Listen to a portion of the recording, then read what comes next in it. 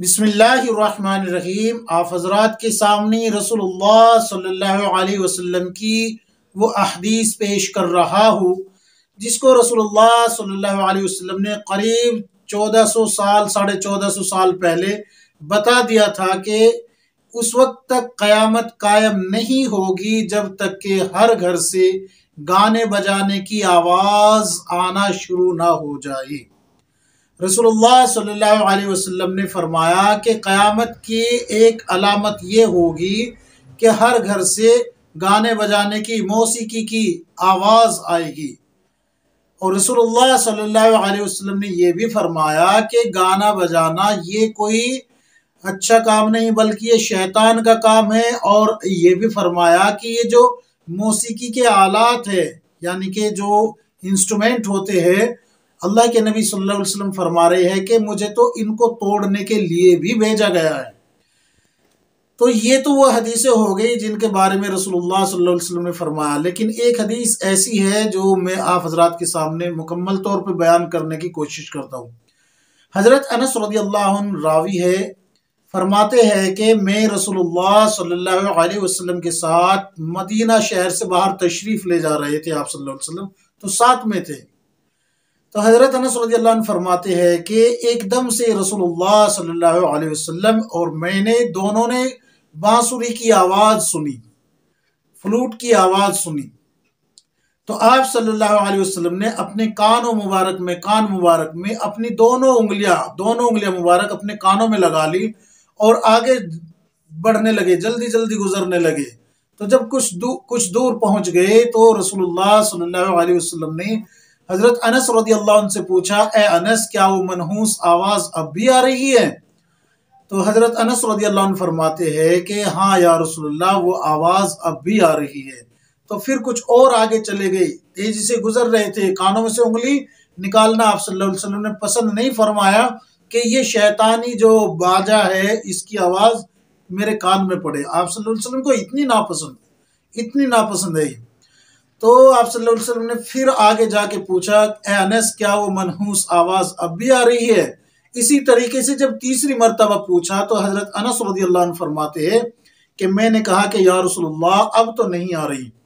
तो आप सल्लल्लाहु अलैहि वसल्लम ने अपनी उंगलियां मुबारक कानों में से निकाल के कहा, अनस, उस वक्त तक क़यामत कायम नहीं होगी जब तक कि हर घर से मौसीकी की आवाज़ ना आने लगे, म्यूज़िक की आवाज़ ना आने लगे। दीवारों से सुर निकलेंगे, दीवारों से क्या निकलेंगे? सुर निकलेंगे, मौसीकी की आवाज़ दीवारों में से आएगी। तो मेरे अजीज साथियों, आज के हालात हम सब के सामने हैं। किसी के घर में वीसीआर नहीं, किसी के घर में जो है एलसीडी नहीं, डीवीडी नहीं और टेप रिकॉर्डर नहीं है, लेकिन मोबाइल जो है वो सबके पास मौजूद है। हर आदमी के पास, हर आदमी के हाथ में मोबाइल है। आप हाजी हैं, नमाजी है, आप नहीं सुनते गाना, आप हज करके आए हैं, आप नहीं सुनते, आप 5 वक्त नमाजी है, आप नहीं सुनते, लेकिन आपके घर में कोई तो है ना, कोई तो है जो सुन रहा है, चाहे वो औरत है, मर्द है, बच्चा है, नौजवान है, भाई है, बहन है, बीवी है, किसी भी शक्ल में कोई तो जो है इस हदीस के जो है उस पर चल रहा है कि आप सल्लल्लाहु अलैहि वसल्लम ने जो फरमाया है। तो लिहाजा ये तो मैं बात कर रहा हूँ इस हदीस की, लेकिन इससे भी आगे उम्मत के आज लोग बढ़ चुके हैं। और वो क्या है कि लोगों ने इख्तियार किया है कुफ्र को पसंद किया है। किस लिए? चंद कागज के टुकड़े दौलत के जिसको कहा जाता है, उसके बदले में मुसलमानों ने कुफ्र को इख्तियार किया है। इसकी मिसाल मैं आपको दूंगा। इसमें वो लेखक भी है, राइटर भी है जिन्होंने गाने लिखे हैं, और वो गवैये भी है जिन्होंने उन गानों को गाया है। अब जरा आप उनके अल्फाज सुन लीजिए, वो कौन कौन से अल्फाज है, मैं उनको दोहराता हूँ। याद रखें, मैं सिर्फ बता रहा हूँ आपको, और ये मैंने यूट्यूब से सर्च किए हैं, यूट्यूब से सर्च करके तब निकाले हैं मैंने कुफ्रिया गाने इस तरीके से। तो यूट्यूब पे जब सर्च किया तो एक बड़ी लंबी फहरिस्त आ गई। तो उसमें से मैंने चंद गाने चुने और उनको नोट किया। नोट करने के बाद میں نے سمجھا کہ آپ لوگوں کے سامنے اس کو پیش کروں۔ اس میں دو باتیں یاد رکھے، اگر انسان جو ہے قصدن ایسے گانے گائے، قصدن کہتے ہیں جان بوجھ کے، پتہ ہے کہ یہ کفری الفاظ ہے اور پھر ان کو زبان سے ادا کر رہا ہے اور اس پہ خوش ہو رہا ہے، تو پھر اس بندے کا ایمان اور نکاح ختم ہو جاتا ہے۔ اور اگر سہون ایسا ہو جائے، سہون یعنی کہ بھول سے ایک دم سے زبان پہ آ گیا، آپ بے اختیار ایک دم، اور پھر آپ کا دل اس پہ جو ہے ڈر گیا، ہائے یہ کیا ہو گیا، یہ کفریہ، یہ شرک کے الفاظ میں نے اپنی زبان سے ادا کر دیے، اللہ کا خوف آ گیا، اللہ سے ڈر گیا، رونے لگا، اللہ کے سامنے توبہ استغفار کرنے لگا، تو پھر کیا ہوگا کہ آپ کا ایمان اور نکاح باقی ہے۔ لیکن چونکہ جب انسان گناہ کرتا ہے تو گناہ سے توبہ کا تقاضا یہ ہے کہ استغفار کرے، اللہ کے سامنے معافی مانگے، تو وہی حکم یہاں پر بھی آیا ہے۔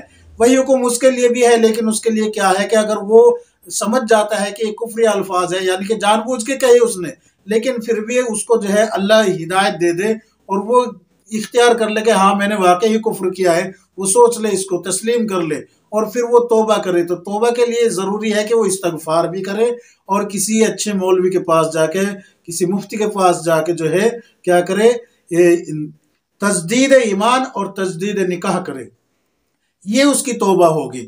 اب میں وہ کفریہ جو الفاظ ہیں، وہ گانے ہیں، ان کا جو آپ کو تھوڑا سا تعارف کرا دیتا ہوں۔ یاد رکھیں میرا مقصد گانا نہیں ہے کہ میں گا کے بتا رہا ہوں، آپ کو صرف پڑھ کے بتا رہا ہوں کہ یہ کفریہ کلمات ہے جس کی وجہ سے انسان جو ہے ایمان سے ہاتھ دھو بیٹھے گا۔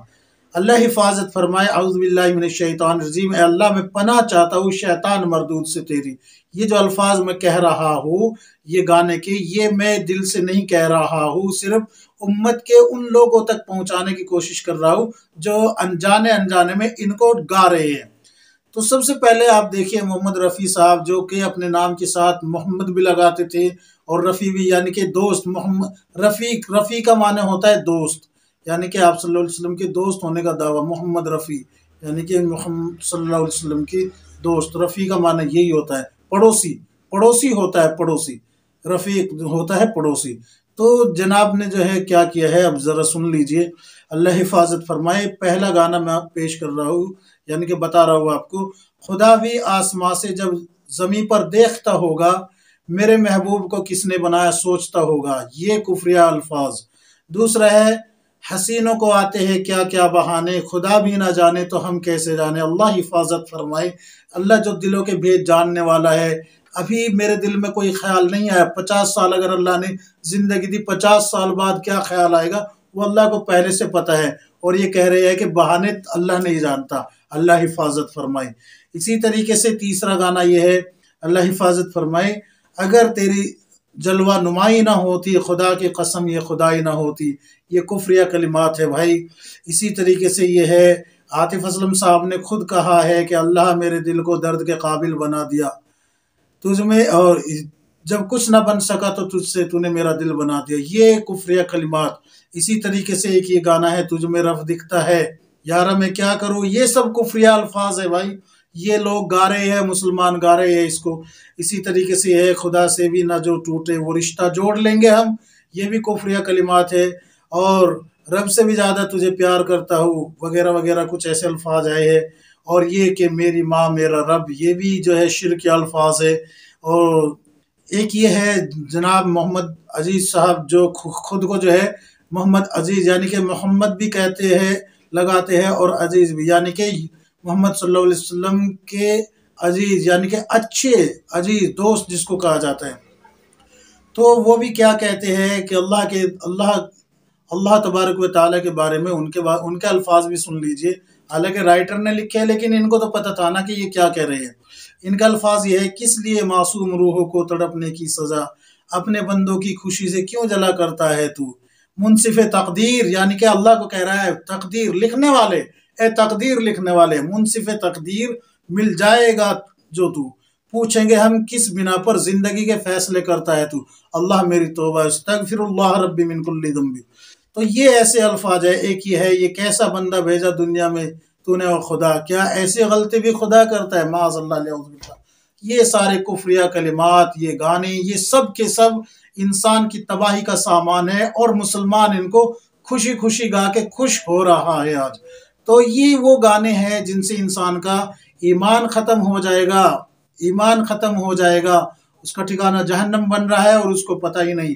ایک حدیث اور میرے یاد آ گئی، رسول اللہ صلی اللہ علیہ وسلم نے فرمایا کہ کچھ لوگ اپنی بیویوں سے زنا کریں گے، کچھ لوگ کیا کریں گے؟ اپنی بیویوں سے زنا کریں گے۔ صحابی نے پوچھا یا رسول اللہ، بیوی کو تو اللہ نے قرآن میں حلال قرار دیا ہے۔ پھر اعتراض نہیں تھا بلکہ مسئلے کو سمجھنے کی نوعیت تھی صحابی کی۔ تو رسول اللہ صلی اللہ علیہ وسلم نے فرمایا کہ وہ لوگ ایسے کام کریں گے، ایسے الفاظ کہیں گے، ان کا ایمان ختم ہو جائے گا کفری الفاظ کہہ کے، اور ان کا نکاح ٹوٹ جائے گا اور وہ اپنی بیوی کے ساتھ اسی طریقے سے رہ رہے ہوں گے۔ تو یہ وہ چیزیں ہیں میرے عزیز ساتھیوں جن کی وجہ سے ایمان ختم ہو رہا ہے۔ اس لہذا جو یہ الفاظ کہہ رہے ہیں، گانے گا رہے ہیں، ان کو چاہیے کہ وہ اپنا احتیاطاً بھی، اور جو جان بوجھ کر گا رہے ہیں ان کے لیے بھی کیا کرنا ہے؟ تجدید ایمان و تجدید نکاح، یہی ہے اس کا علاج۔ یاد رکھیں، توبہ استغفار۔ یہ تمام مسائل میں نے جو بتائے ہیں آپ کو، یہ کتاب و سنت کی روشنی میں ہی بتائے ہیں، ظاہر سی بات ہے اتنی حدیثیں پڑھی ہیں۔ اور اگر پھر بھی حوالہ چاہیے تو کتاب النوازل آپ اٹھا کے دیکھ لیجئے، آپ کو مل جائے گا۔ اللہ تبارک و تعالی ہم سب کو کتاب و سنت کے مطابق زندگی گزارنے کی توفیق عطا فرمائے، آمین یا رب العالمین۔